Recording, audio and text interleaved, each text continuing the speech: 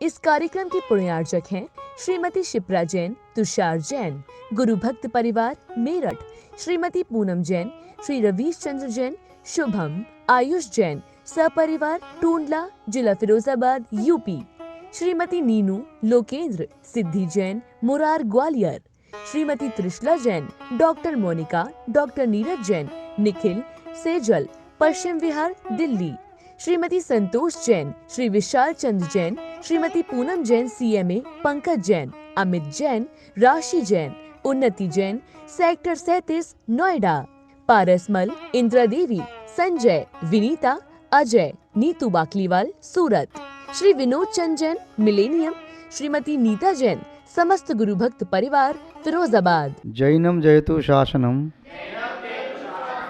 विश्व कल्याण कारकम। धर्म स्नेही सत श्रद्धालु, यहाँ पर उपस्थित आप सभी भव्यवर पुंडरीक पुण्यात्मा महानुभाव, आचार्य भगवान समंतबद्ध स्वामी द्वारा विरचित रत्न करंडक साबकाचार की वाचना में षष्ठम अधिकार, जिसमें शल्लेखनाव्रत समाधिवर्ण की विधि को देखने के उपरांत उत्तम समाधिवर्ण करने का फल क्या है, संसार के सारभूत दिव्य सुखों की प्राप्ति और पारंपरिक सुख, पारंपरिक मोक्ष सुख जो पंडित मनों को प्राप्त करते हैं, वे सिद्धत्व को प्राप्त करते हैं। जो पंडित मणि को प्राप्त करते हैं वे स्वर्ग आदि की विभूति प्राप्त करते हैं। जो बाल पंडित मणि को प्राप्त करते हैं वे भी स्वर्ग की विभूति प्राप्त करते हैं। वाल मरण सम्यक दृष्टि का होता है और चारों गति में संभव है, किंतु वाल मरण वह धर्म की कोटि में नहीं आता, क्योंकि वह मिथ्यात्व और असंयम से संयुक्त होता है। महानुभाव आचार्य महोदय जो सल्लेखना व्रत व समाधिमण का फल बता रहे थे, निःश्रेयस मदपन्नास निःशेष मभ्युदम इत्यादि जो कारिका कह करके उन्होंने बताया कल्याणकारी सुख प्राप्त होता है जिसमें दुख नहीं। आगे कार्यक्रम बताया रोग शोक दुख दर्द भय बाधा विघ्न कोई नहीं, जन्म जरा मृत्यु भी नहीं, और उसे ही जो नित्य सुख को प्राप्त करते हैं वे सिद्ध परमेष्ठी कहलाते, मुक्त जीव कहलाते। एक बार सिद्धत्व की प्राप्ति हुई तो फिर वे कभी असिद्ध नहीं होते। विगत दिवस आपने देखा था जैसे बीज के जल जाने से फिर उसके माध्यम से वृक्ष की निष्पत्ति संभव नहीं है, उसी प्रकार कर्म के नष्ट हो जाने पर उस आत्मा में पुनः कर्म की उत्पत्ति स्थिति फलोत्पत्ति कुछ भी संभव नहीं है। किंतु एक बार आत्मा से कर्म पूर्णतः नष्ट हो जाए, यदि किंचित भी सत्ता में शेष रह गया तब तो संसार की वृद्धि संभव हो सकती है, किंतु संपूर्ण कर्म एक बार सत्ता से पूरी तरह से नष्ट हो जाए, आत्मा शुद्ध हो जाए, तो फिर वह जन्म मरण को प्राप्त नहीं करती। वे सिद्ध परमेष्ठी कहाँ रहते हैं, उनकी शुद्ध आत्मा कहाँ स्थित हैं। आचार्य भगवान बता रहे हैं कि वे सिद्ध परमेष्ठी लोकाग्र, लोक के शिखर पर विराजमान रहती हैं। और क्या करते हैं वे सिद्ध परमेष्ठी, क्या उनकी अवस्था होती है, तो बताते हैं श्लोक नंबर 133 में, काली कल्पशतेपि च गति शिवानाम न विक्रिया लक्ष्या उत्पातोपि यदि स्यात् त्रिलोक संभ्रांत कर्ण पटो हो, आचार्य मोदे बता रहे हैं। यदि कदाचित तीनों लोकों में क्षोभ पैदा करने वाला ऐसा कोई उत्पात हो जाए, ऐसा कोई कार्य हो जाए जिससे तीनों लोग क्षोभित हो जाएं। कैसे? तीर्थंकर भगवान के जन्म के समय तीनों लोकों में हलचल मच जाती है, जीव एक क्षण के लिए शांति का अनुभव करते हैं।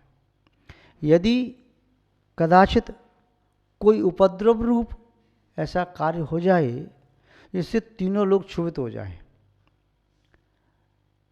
कभी मारी से वे देश ग्राम नगर प्रभावित होते हैं, महामारी से संपूर्ण देश प्रभावित होता है, विश्वमारी से पूरा विश्व प्रभावित होता है, या कोई इस प्रकार के ग्रह ज्योतिष ग्रह विमान टकराएं, तब निस्संदेह मध्यलोक में उसके माध्यम से हानि हो सकती है, मनुष्य नष्ट हो सकते हैं, त्रंच नष्ट हो सकते हैं, या देवोपद्र हो सकता है।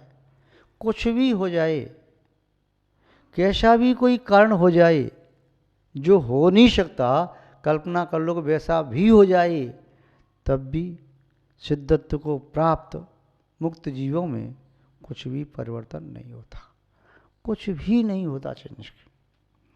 जैसे सामने दर्पण रखा हो, उस दर्पण में प्रत्यक्ष में सामने जलती हुई अग्नि की परछाई पड़ रही हो, पृथ्वी में झलक रहा हो, उस परछाई से दर्पण गर्म नहीं होता। बारिश हो रही हो, दर्पण गीला नहीं होता। यदि कोई शोर शराबा कर रहा हो तो कुछ प्रभाव नहीं पड़ता। कोई होली खेल रहा हो तो दर्पण गंदा नहीं होता। उसमें परछाई चाहे पुष्प की आए, चाहे गंदगी की आए, चाहे फल की आए, चाहे पत्र की आए, चाहे लकड़ी की आए, और चाहे परछाई किसी दिव्य मूर्ति की आए, उस परछाई से उस दर्पण में किंचित भी प्रभाव नहीं पड़ता, वह ज्यों की त्यों झलकाता है। ऐसे ही सिद्ध परमेष्ठी जो शुद्ध हो गए, उनके ज्ञान में, उनकी चेतना में लोक अलोक के समस्त द्रव्य गुण प्राय झलकते हैं, किंतु उनमें किंचित भी विकार पैदा नहीं होता, ज्यों की त्यों रहते हैं। अनादिकाल से धर्म द्रव्य शुद्ध है, अधर्म द्रव्य शुद्ध है, आकाश द्रव्य शुद्ध है, काल द्रव्य शुद्ध है। ये अनादिकाल से हैं, अनंत काल तक रहेंगे। ये चारों अनादि अनंत शुद्ध हैं, किंतु जीव अनादिकाल से शुद्ध अशुद्ध होता हुआ भी ये शुद्ध हो सकता है, किंतु जब एक बार भी शुद्ध होता है तो अनंत काल के लिए होता है। और पुद्गल ये अनंत बार शुद्ध हो सकता है, फिर अनंत बार अशुद्ध हो सकता है। तो पुद्गल की विशेषता है कि शुद्ध होना, पुनः शुद्ध होना, पुनः शुद्ध होना, फिर शुद्ध होना। पुद्गल का अर्थ ही होता है पूर्ण गलनम स्वभाव, यस्य सा पुद्गल, जिसका स्वभाव पूर्ण, पूरित होना, गलित होना, खंडित होना, संघात होना, इकट्ठा होना, ये पुद्गल का स्वभाव है। आप लोग जैसे कोई कहते हैं कि मैं मोटा हो गया, मैं दुबला पतला हो गया, मैं वृद्ध हो गया, मेरी काया छीड़ हो रही है, मैं अब तंदुरुस्त हो गया, तो जो व्यक्ति ऐसा कहता है तो वह शरीर को कह रहा है, तब तो कोई बात नहीं, किंतु उसी अपनी आत्मा मानता है तो समझो मिथ्या दृष्टि है। क्योंकि ये सब पुद्गल का धर्म है, आत्मा का धर्म नहीं है। मोटा होना, पतला होना, दुबला होना, छोटा होना, बड़ा होना, या खंड खंड होना, या भेद होना, ये सब पुद्गल के धर्म हैं। आप पुद्गल की पर्याय तत्वाशुद्ध में पढ़ते हैं, संदो बंधो शुंभो, या देवसंग्रह में पढ़ते हो। आचार्य सिद्धांति देव नेमचंद स्वामी ने लिखा, वो 10 पर्याय पुद्गल की कहीं, तो ये सब पुद्गल की पर्याय हैं।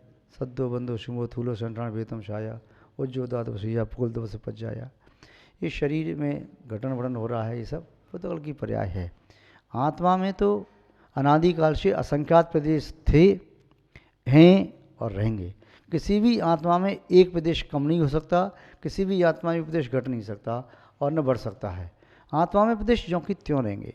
और आत्मा में जितने स्वभाव हैं वे स्वभाव कभी मूलतः नष्ट नहीं होते, और जो स्वभाव नहीं है वह स्वभाव आत्मा में कभी प्रकट नहीं होता। संयोगी पदार्थों के माध्यम से कदाचित आत्मा में विवाह प्रणति होती है, किंतु विवाह प्रणति वह जब तक संयोगी पदार्थ का प्रभाव है तब तक दिखाई देती है, उसका प्रभाव नष्ट होते ही, संयोगी पदार्थ के दूर होते ही चेतना में उसका प्रभाव दृष्टिगोचर नहीं होता। आचार्य महोदय कह रहे हैं, काली कल्प शते पिछे, सैकड़ों कल्प काल की गति निकल जाने पर भी, यानी एक दो काल नहीं, जैसे व्यक्ति सोचता है कि जैसे मनुष्य की आयु अभी वर्तमान काल में, पंचम काल में कितनी है, अधिकतम 120 वर्ष, छठवें काल में और कम हो जाएगी, 20 वर्ष रह जाएगी, 16 साल तक रह जाएगी। अकाल मृत्यु से वह कभी भी मर सकता है, गर्भ में भी और जन्म के बाद भी। चौथे काल की ओर उल्टे अपन देखें तो फिर आयु जो जो पंचम काल से चौथे काल की ओर आगे बढ़ते हैं, तृतीय काल की ओर अपनी दृष्टि रखते हैं, त्यों त्यों आयु, अवगाहना, शक्ति और आहार आदि की वृद्धि दिखाई देती है। चौथे काल में 1 कोटि पुरुष की आयु वाले भी मनुष्य होते हैं। तो मनुष्य की कर्म भूमि के मनुष्य की उत्कृष्ट आयु 1 कोटि पूर्व, भोग भूमि के मनुष्य की उत्कृष्ट आयु 3 पल्ले। मनुष्य और तंच की आयु दोनों की समान है, जगन अंतर्मूर्त और उत्कृष्ट कर्म भूमि की 1 कोटि पूर्व, और कर्म भोग भूमि की अपेक्षा से जगन 1 कोटि पूर्व से कुछ अधिक और उत्कृष्ट 3 पल्ले। इस पल्ले से ज़्यादा आयु वाले देव भुवनवासी आदि होते हैं, सागर में आयु होती है, पल्ले में भी होती है, पर अशोक कुमार आदि जाति के देव में उनकी आयु सागर में होती है। उससे ज़्यादा आयु वाले देव वैमानिक देव होते हैं, क्योंकि व्यंतर और ज्योतिष देव का पल्ले में ही होती है।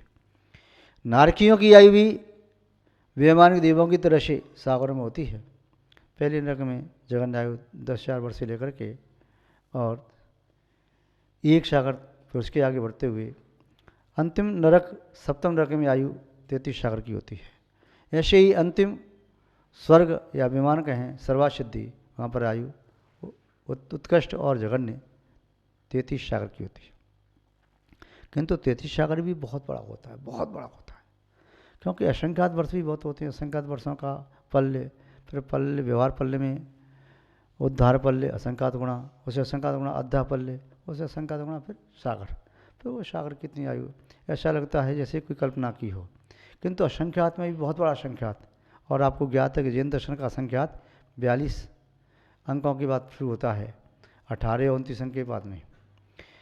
तो उतने सुदीर्घ काल तक वह जीव उस अवस्था में रहता है, उस अवस्था में रहता है, तब भी उसको ऐसा लगता है कि मैं कितने काल तक रह रहा हूँ।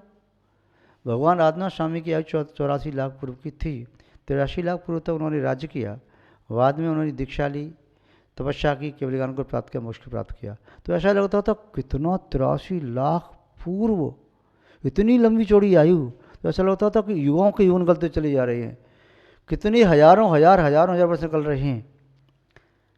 तो जो सागर की आयु है उसके बारे में सोचें तो क्या कहेंगे।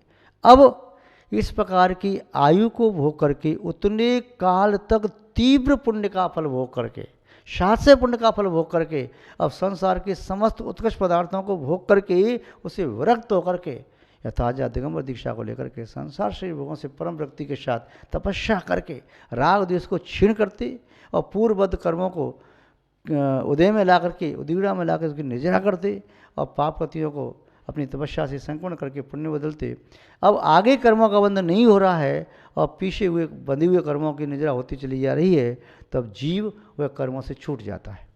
जब जीव कर्मों से छूटता है, परम व्यक्ति किसकी होती है? जो संसार का उत्कृष्ट फल भोग चुका, या तो भोग लिया है या अपने शुद्ध स्वाभाविक ज्ञान से, भाव शुद्ध ज्ञान से जान लिया है, वही परम व्यक्ति को प्राप्त होता है। तो परम व्यक्ति को प्राप्त होकर के उन्होंने तपस्या की, राग द्वेष को क्षीण कर दिया। जो राग द्वेष कर्म को बांधने वाले हैं उनको क्षीण करने से ही वे कर्मों से मुक्त होते हैं। तो यहाँ कह रहे हैं कि काले कल्प शते विचय, सैकड़ों कल्प काल भी निकल जाएं, एक कल्प काल 20 कोड़ाकोड़ी सागर का होता है। 10 कोड़ाकोड़ी सागर का अवसर्पणी और 10 कोड़ाकोड़ी सागर का उत्सर्पणी, 20 कोड़ाकोड़ी सागर का एक कल्पकाल होता है। ऐसे सैकड़ों, हजारों, लाखों, करोड़ों, असंख्यातों कल्पकाल निकल जाएं, फिर भी शिवानाम गते, जिन्होंने मोक्ष को प्राप्त कर लिया है, शिवत्व को प्राप्त कर लिया है, न विक्रिया लक्ष्या, उनमें कोई विक्रिया नहीं देखी जाती, कोई विकार भाव नहीं देखा जाता। अनादिकाल से धर्म द्रव्य है, उसमें विकार नहीं देखा जाता। अनादिकाल से अधर्म द्रव्य है, शुद्ध परिणम हो रहा है, कोई विकार नहीं देखा जाता। अनादिकाल से आकाश शुद्ध परिणम कर रहा है, कोई विकार नहीं देखा जाता। अनादिकाल से काल द्रव्य में परिणमन हो रहा है, उसमें कोई विकार नहीं देखा जाता। इसी तरह से सिद्धत्व को प्राप्त सिद्धों में भी कभी कोई विकार नहीं देखा जाता। वे समस्त विकारों से रहित होते हैं, वे सिद्ध परमेष्टि, निकल परमात्मा। क्योंकि सकल परमात्मा तो अनंत भगवान होते हैं, और निकल परमात्मा यही हमारी आत्मा की नियति है। संसार में परिभ्रमण करना आत्मा की नियति नहीं है, प्रकृति नहीं है, ये हमारी विकृति है। और हम विकृति को छोड़ करके अपने सुसंस्कारों के माध्यम से, संस्कृति के माध्यम से सुसंस्कार ग्रहण करके प्रकृति को प्राप्त कर लें, तो हम इस सिद्धत्व को प्राप्त करके फिर कोई भी प्रक्रिया विक्रिया अशुद्ध परिणमन संभव नहीं है। न विक्रिया लक्ष्य देखा नहीं जाता, दशगोचर नहीं होता। उत्पातोप यदि स्यात्, यदि स्यात् यदि होता है, उत्पात भी होता है। कैसा उत्पात? त्रिलोक संभ्रांति, तीनों लोकों को च्युत करने वाला। ऐसा हो भी जाए, वैसा होगा नहीं, यदि हो भी जाए तब भी सिद्धों में कोई प्रतिक्रिया विक्रिया नहीं होती। जैसे इंद्र चाहे तो जम्बूद्वीप को गेंद की तरह उठा करके कहीं का कहीं फेंक दे, फेंकता नहीं। ऐसे ही यदि कदाचित तीन लोक में कोई संभ्रांति हो जाए, क्षोभ हो जाए, उत्पात हो जाए, तब भी सिद्धों में कहीं किंचित भी कुछ विकृत परिणमन नहीं हो सकता। जैसे धर्म अधर्म आकाश काल में विकृत परिणमन नहीं होता, तो यहाँ पर बताया कि वे सिद्ध परमेष्टि एक बार सिद्धत्व को प्राप्त कर लिया तो अनंत काल के लिए सिद्धत्व को प्राप्त हो गए, वे कभी अब संसारी नहीं बनेंगे।